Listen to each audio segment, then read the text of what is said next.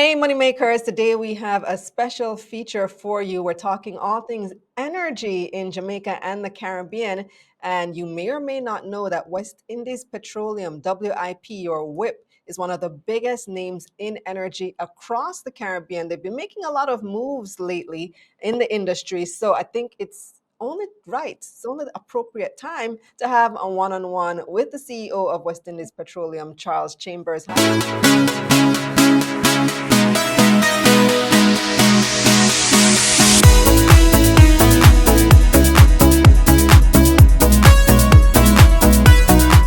Hi, Charles. Welcome to Money Media.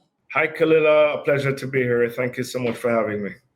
Awesome. So, West Indies Petroleum has actually been around for well over a decade now, but some people might not be familiar with the company. So, just give us a breakdown of what exactly WIP does.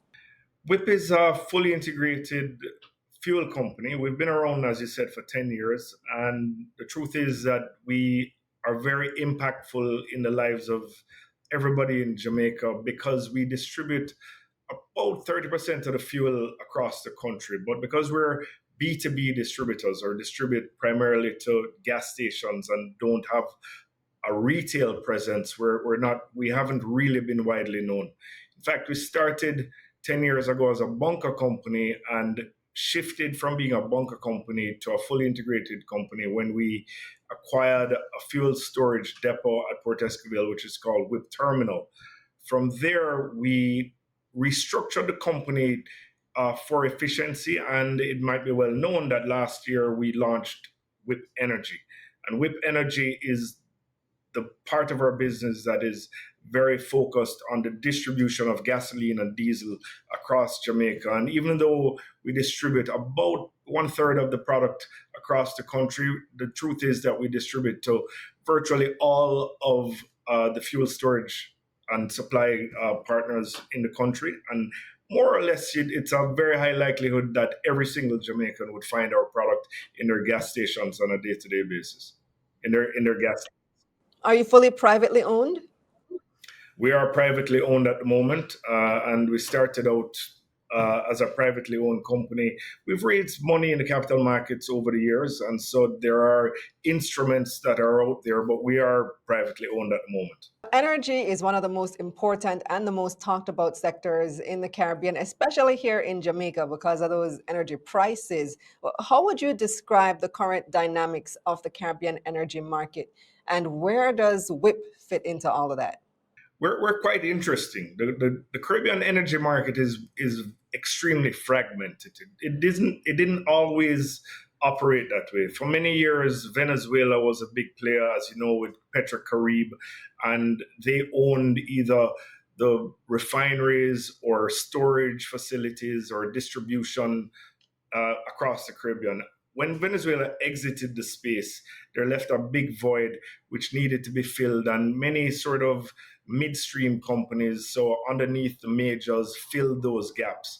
What you have today is every company, every country buying their own fuel for themselves, and it creates a lot of inefficiency and ultimately makes prices very high. So if you think of a small country like, let's say, Barbados or Turks and Caicos, you might find that they have their own ships and they have invested in assets particular to receiving fuel on their own. And there is a doubling and tripling up of investment in these assets, which ultimately makes fuel much more expensive for the consumer. And it's a big deal. You think about countries in the Caribbean, I think we're more or less all developing states, and your fuel bill is one of the biggest items on individuals' profit and loss, on their expenses.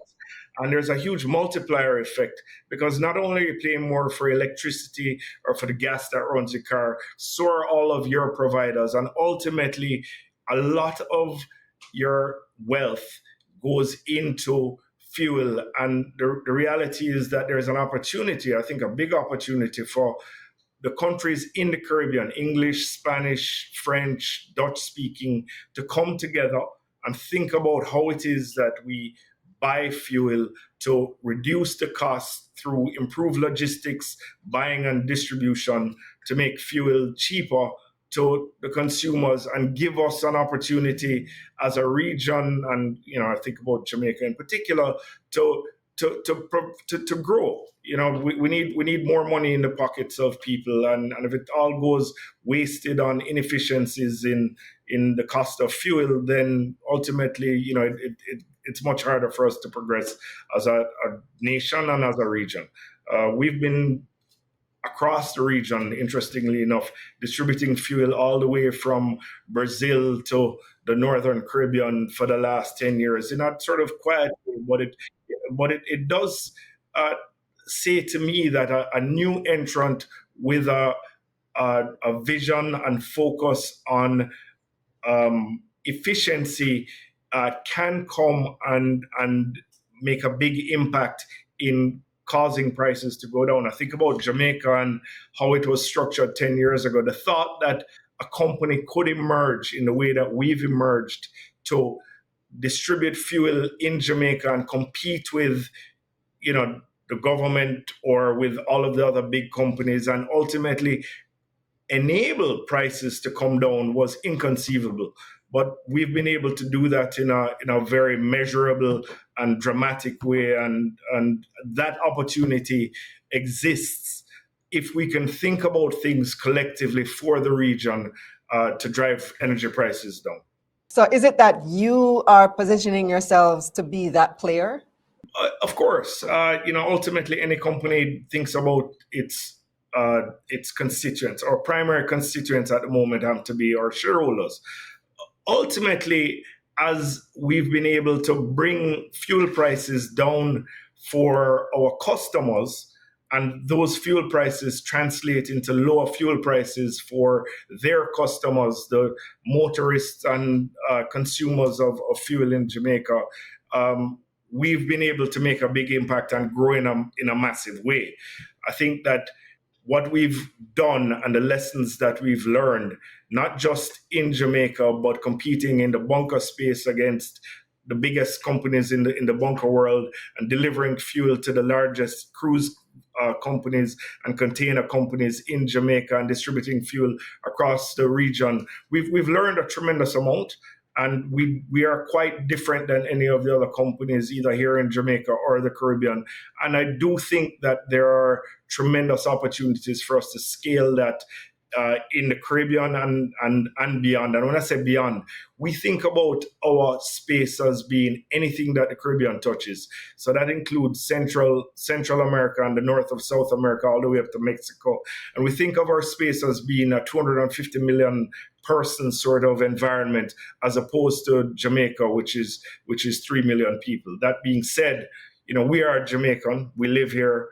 Our kids go to school here. Everything about us is definitively Jamaican, and we do have a focus on Jamaica and want to participate in a very real way in the development of this country, which we think has an incredible future ahead of it. So would that be the biggest opportunity that you see for WIP then, expanding and servicing a wider area of the Caribbean? The primary focus at the moment is Jamaica. We've done a lot. We've stripped out WIP Energy and WIP Terminal and our bunker business and the regional business. Each of those companies has its own board of directors and is guided by metrics for each of those companies, which has brought a lot of efficiency. Primarily at the moment, the focus is Jamaica. And so WIP Energy is doing a tremendous job. The people, the board of directors, and the management of that company are doing incredible things to advance the logistics and framework, which will continue to bring product costs down. And we're very pleased with the results of that and expect to push very hard in that space in the immediate future. I think that beyond that, there's the opportunity to take what we've done here with WIP Energy, and which also actually owns WIP Terminal at the moment, and to scale that and replicate it across the Caribbean and South America in the future. So tell me a little bit more about WIP Energy specific from WIP then. So what does this subsidiary, and I'm assuming it's a subsidiary, what does it do that's different from what the primary company does? Its focus is very Jamaican. So fuel has to come to Jamaica. Uh, it starts by coming to Jamaica. It's produced somewhere else primarily, and then imported into Jamaica. So gasoline and diesel are manufactured through the refinery, but only a small portion of the product that is manufactured in Jamaica actually gets consumed there. Most of it is imported. In order for it to be imported, you need to have the right logistics. So, you need to have a lot of storage so that you can bring large amounts of fuel here so that you benefit from the economies of scale of buying and then the logistics of getting here. WIP Energy owns that fuel storage depot at Port Esquivel, which is called WIP Terminal. And then WIP Energy is the local arm of the business that exclusively distributes product to gas stations across the country. As I said, the key to this game is logistics, and we do have advantaged logistics over any other players in the space, and we've leveraged that to compete and ultimately to bring the cost down. So WIP Energy is the local part of our business, and that's the part that reaches every Jamaican by distributing gasoline and diesel to a wide cross section of companies across Jamaica and gas stations across Jamaica, and so that's a local business that we're very much focused on at the moment. You've spoken a few times about bringing energy costs down in Jamaica. Do you think enough is being done to achieve that? And if not, what else should be done? Well, I think that a lot has been done. The things that I spoke about before in terms of the logistics and the framework to bring energy down has been successful. That being said, a big part of the energy cost in Jamaica has to be taxes. I really want to applaud the government for the work that they've been doing to bring taxes down. We see that there is a move to reduce taxes on electricity. What's still left is a big thing called SCT, Special Consumption Tax on gasoline and diesel. And that's a very big number. That is probably $40 of every liter that you consume goes into taxes. Obviously, that number can be reduced because the financial strength of the government is dramatically different today than when that SCT was in place. At that time, when it was put in place, basically the government had a debt to GDP of something like 140% and was struggling to stay afloat. It's a dramatically different day today, and that money is better off, in my opinion, being in the hands of the consumers who we need to grow the country. And so, I think that there needs to be a real look on the part of the government at the SCT with the view to bringing it down. It's too much money being taken directly out of the hands of consumers, which is impacts our ability to grow. Great point. I remember when that SCT was implemented and all the debate that surrounded it, and in subsequent years, what happened, how it was supposed to be used, going into, I think, an energy stabilization fund or something like that. But things have changed, like you said, dramatically over the years. I want to take a look now at your company's structure, because we spoke a little bit about West Indies Petroleum versus WIP Energy, and you have what is called a vertically integrated model. So, and you've said that this gives you an advantage over some of the traditional companies in the Caribbean. So just explain how that works. And for our viewers who might not be familiar with the terminology, what is a vertically integrated model? A perfect example of a vertically integrated model would be Exxon. So, it starts with exploration, trying to find fuel deposits. Then, it's wells that are connected to refineries through their pipelines into their storage terminals, through their trucks into their gas stations. That's a perfectly integrated model. And by doing that, what you do is eliminate costs of middlemen and ultimately bring the cost down to the consumer and then maximize value for your shareholders. So in Jamaica, because we don't have oil in Jamaica and there is a limited refining capacity, for us, it starts with having the importation point.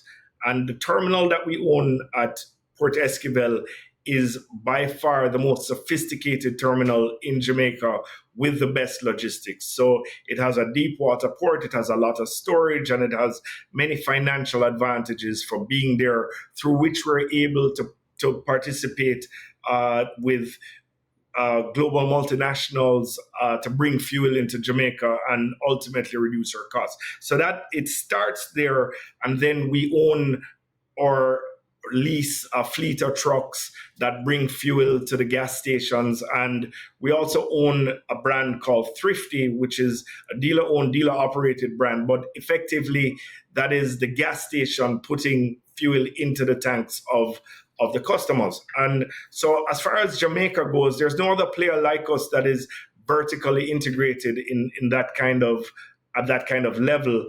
And it really does give us a massive leg up on the market. I know that you said your focus right now is Jamaica, but as I'm listening to you speak, and we've spoken about the Caribbean and the needs for the wider Caribbean as well, I do have to wonder, is this a scalable model? Is this something that could be adapted region wide?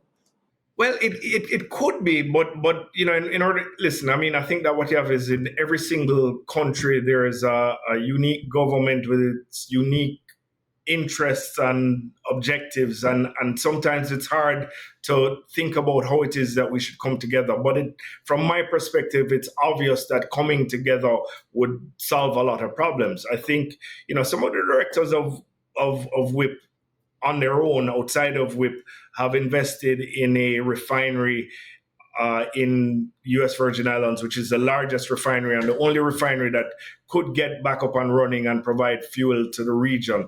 There's a massive opportunity in that space. But outside of that, collective buying and collective distribution would eliminate a lot of the initial cost of buying fuel, and would also improve the logistics and get rid of a bunch of waste and overlap with people owning their own distribution. And talking about ships in particular, we're a waterborne space. And it does need to be looked at, because it really is, we are, as a region, at a disadvantage to our competitors and country competitors, because our fuel costs are too high.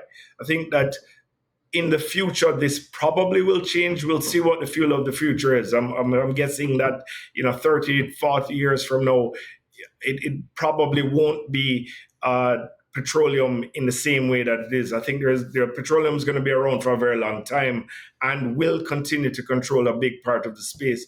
But renewables, in particular solar, will enter the space, and and things will change. But for right now, we have 30 years ahead of you. I think that might be like 2 generations. And what we need to do is really focus on solving that problem. And it requires togetherness as we think about it. One would think that with a state-owned entity like Petrojam, that they would have the advantage in this market, the competitive advantage, because they're importing raw product, converting it to refined, and then selling it.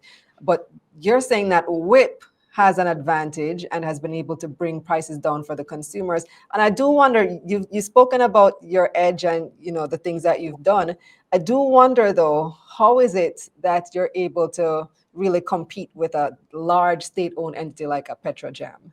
Hats off to Petrojam. I think that Petrojam's done a good job in terms of providing energy security for the country for a very long time. But that doesn't necessarily mean that they do it in the most efficient way. They do have certain advantages in terms of scale and logistics, because of the depth of their port and the size of the tanks that they hold. When we acquired the terminal at Port Esquivel, we basically bridged that divide. So that advantage in terms of size of storage and depth of the water to bring vessels in put us on a level playing field as Petrojam. Petrojam, though, is a government-run entity and has certain restrictions in the way they may operate, which as a private entity we do not. So we're able to find partnerships and turn on a dime in a way that a state-owned company can't.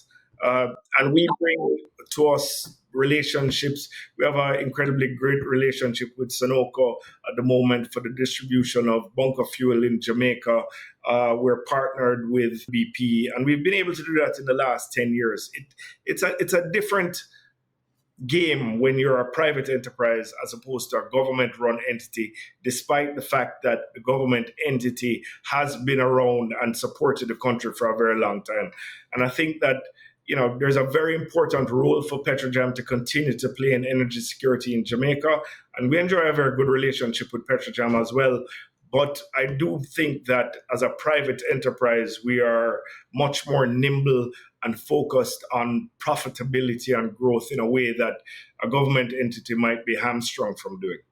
The one thing that we are susceptible to here in the region and in Jamaica is global supply chain shocks. We've experienced a few of them. I remember during COVID, oil prices went negative.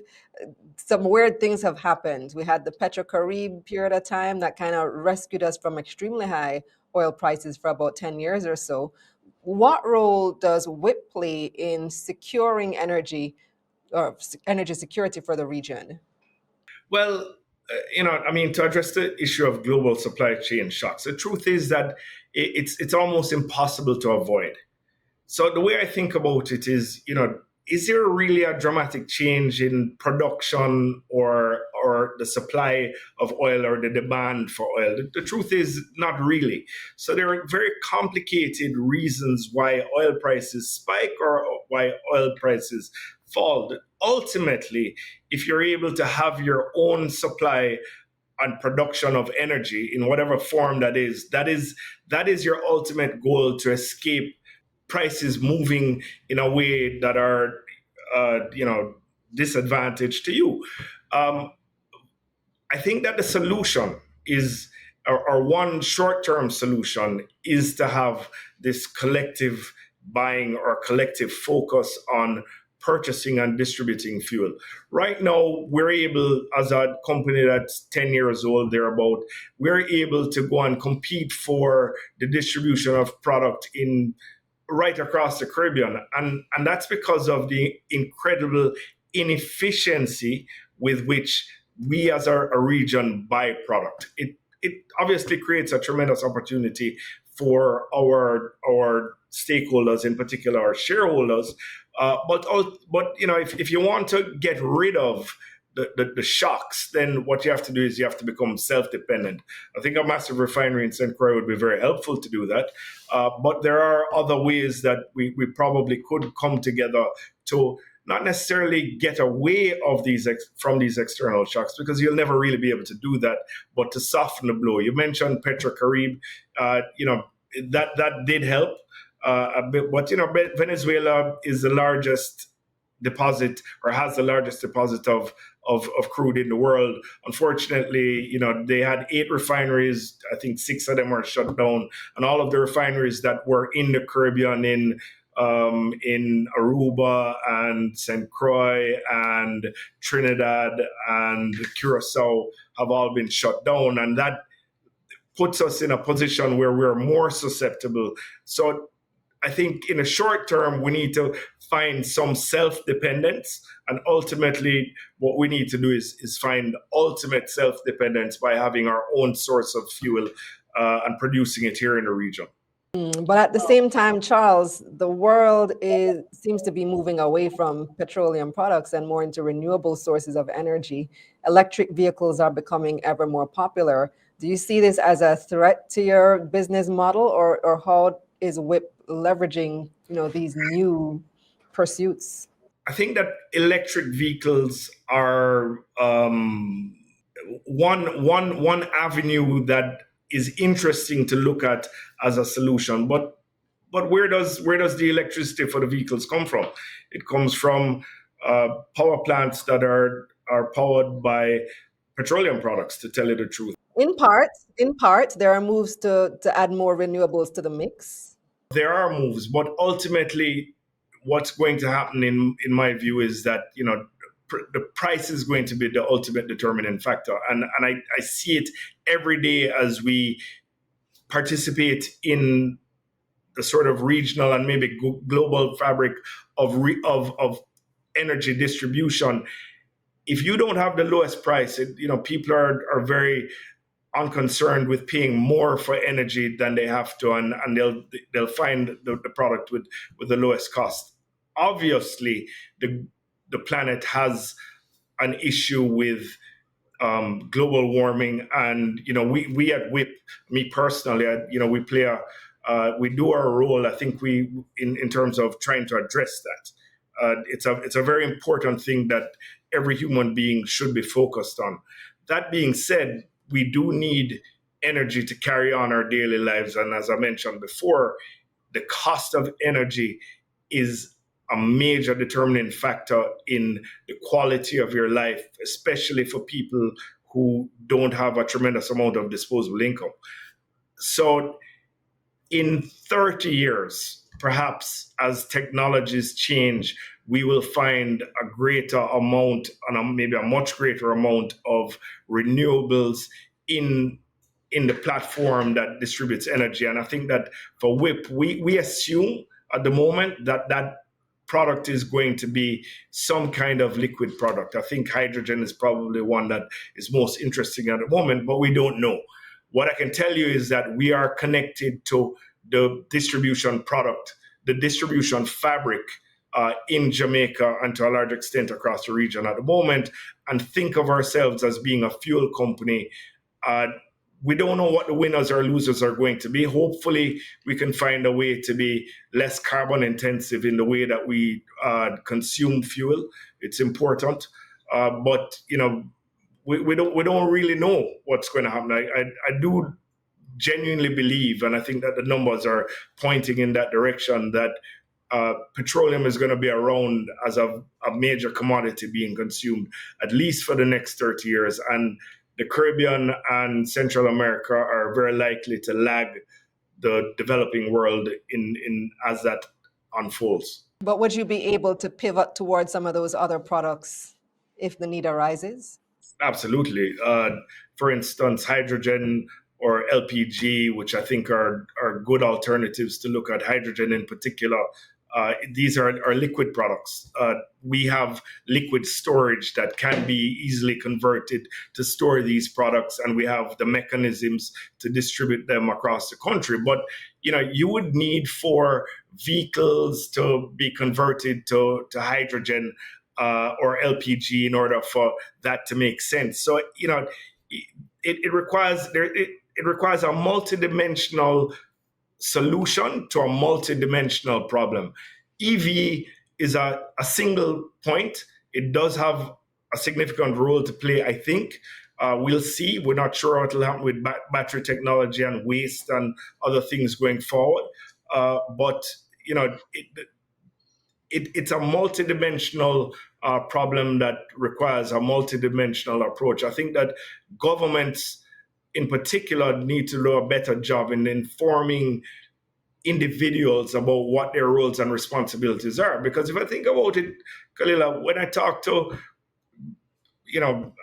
sophisticated people don't even really know what their individual role is in changing this dynamic of global warming. And I want to say we, maybe the energy people in the world, but certainly governments need to do a much better job at informing people and helping to transform the space, and not just saying, for political reasons, largely we're going to say that one thing is bad or another thing is good, and not necessarily try to solve the problem. Finally, Charles, I couldn't let you go without asking you this question, because there have been some reports in the media that WIP is considering an IPO. So what can you share at this point?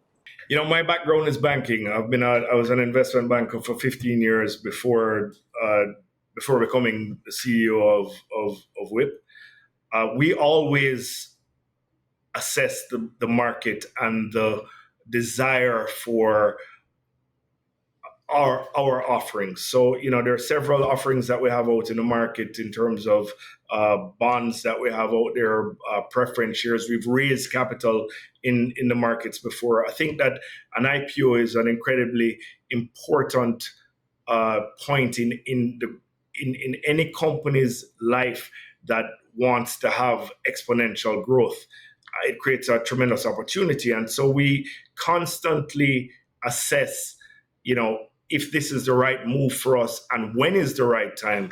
And so we've canvassed the market, and we continue to canvass the market to try and understand the appetite for it, and when the right timing would be. I can say that if at any point we want to go do an IPO, the place that we would want to do it is Jamaica, because as I mentioned, this is our home, and we're tremendously proud of the companies in Jamaica that are on the stock exchange, and what they've done, and of the stock exchange itself. And I think that we would have tremendous support for our company, especially with what we've done and the prospects that we have for growth across the region. So, I'd say we continue to look, and when the time is right, it's something that we would love to do, and there's no place that we'd love to do it more than on the Jamaica Stock Exchange. Well, we'll definitely be keeping up to date and following WIP for any announcements in that regard and any progress that you make. Thank you so much, Charles, for your contribution today. We appreciate it. Kalila, it was a tremendous pleasure speaking with you. I appreciate you, and I appreciate it as well. Thank you so much. And all the best with your upcoming plans.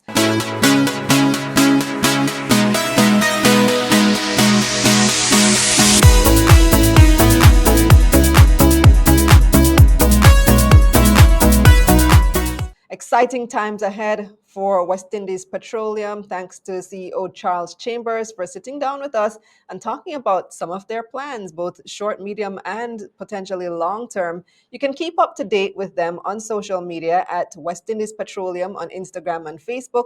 Also follow me on Instagram at kalila.money. Subscribe to this channel right here on YouTube, and also on Instagram, we're at Money Media JA for updates. Make sure that you subscribe to the newsletter at getmoneynews.com so that when or if WIP drops their IPO, you're the first to know. You get your IPO alerts, your investment alerts, and other money news. I'm Kalila Enriquez Reynolds. Thanks for watching. And until next time, let's get this money.